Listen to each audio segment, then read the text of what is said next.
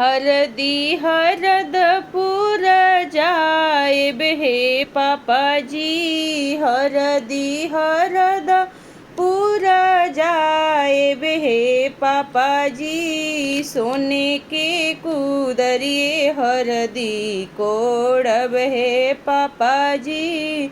सोने के कुदरिए हरदी कोड़ब हे पापा जी। सोने के सिलौटी हरदी पीसब हे फुआ।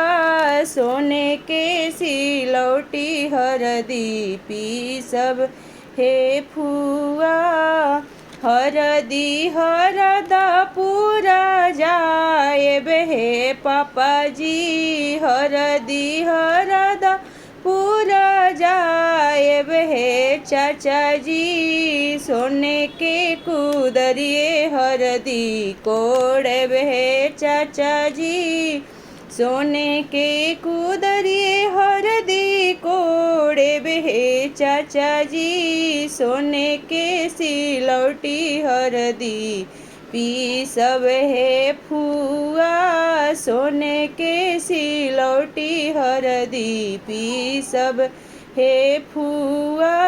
हरदी हरदा पूरा जाएब हे भैया जी। हरदी हरदा पूरा जाएब हे भैया जी। सोने के कुदरिए हरदी कोड़ब हे भैया जी। सोने के कुदरिए हरदी कोड़ब हे भैया जी। सोने के सिलौटी हरदी पीसब हे दीदी। सोने के सिलौटी हरदी पीसब हे दीदी।